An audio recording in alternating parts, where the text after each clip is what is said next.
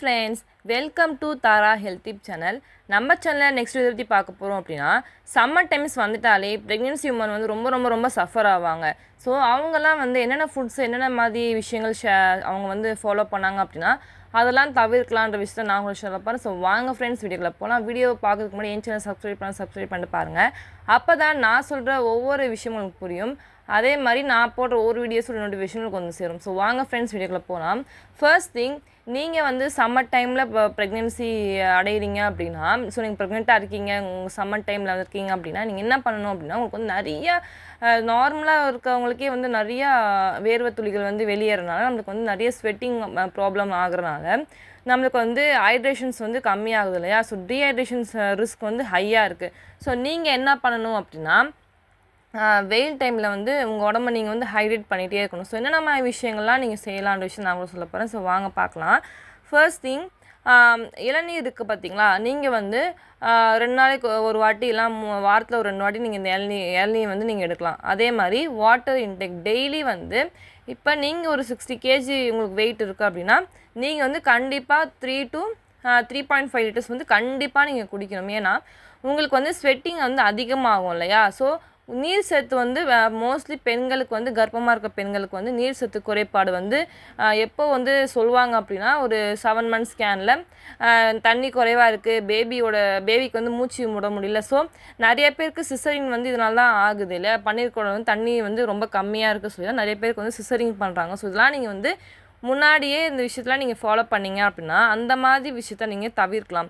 நீங்கள் தண்ணி வந்து நிறையா நீங்கள் குடிக்கணும். அதே மாதிரி நிறையா ஃப்ரூட்ஸில் வந்து தண்ணி சத்து நிறைந்த ஃப்ரூட்ஸ், இந்த வாட்டர் மெலான் இருக்குது பார்த்தீங்களா, பைனாப்பிள், இல்லை நீங்கள் கொஞ்சமாக எடுத்துக்கலாம் பைனாப்பிள், ஓகேவா. வாட்டர் மெலான் எடுத்துக்கலாம்.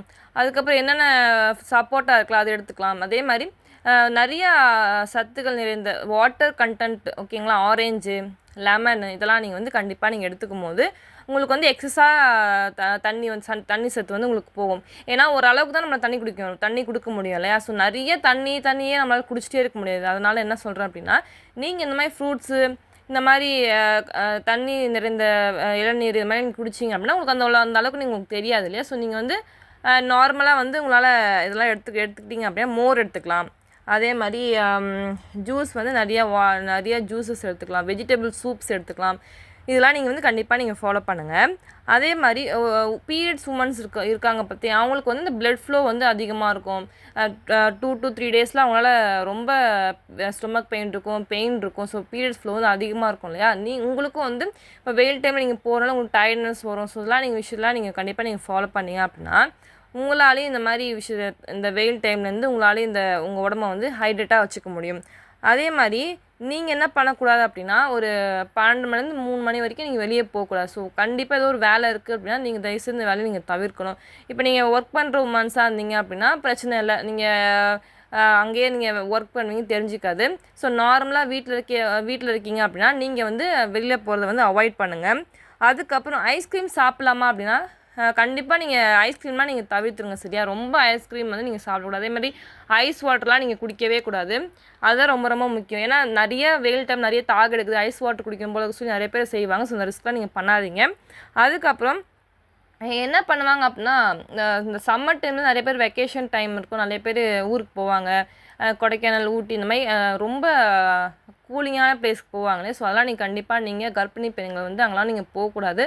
இதெல்லாம் நீங்கள் வந்து தவிர்க்கணும். ஸோ ட்ராவலிங் இப்போ ரொம்ப வெளியே ஊரில் அந்த மாதிரி நீங்கள் ட்ராவல் பண்ணணும். ஸோ உங்கள் நியர்பை பிளேசஸ்க்கு மட்டும் நீங்கள் போயிட்டு வரலாம். அதெல்லாம் நீங்கள் ஃபாலோ பண்ணுங்கள். ஏன்னா வெயில் டைமில் வந்து ரொம்ப உங்கள் உடம்பு வந்து டெம்பரேச்சர் மாறும் இல்லையா. ஸோ அதெல்லாம் நீங்கள் மாறாமல் நீங்கள் பார்த்துக்கோங்க. அதே மாதிரி நிறைய வைரஸ் காய்ச்சல்ஸ்லாம் பரவுது. அதெல்லாம் நீங்கள் போகும்போது நீங்கள் ஒரு மாஸ்க்கோ இந்த மாதிரி நீங்கள் வியர் பண்ணிட்டு நீங்கள் வெளியே போகலாம். அதே ரொம்ப நல்லது. ஒரு சிலர் காஃப் இருக்கும், சிலருக்கு கோல்டு இருக்கும். ஸோ அதெல்லாம் உங்களுக்கு வந்து ஸ்ப்ரெட் ஆகாமல் நீங்கள் உங்கள் உடம்பை நீங்கள் பார்த்துக்கணும், ஓகேங்களா.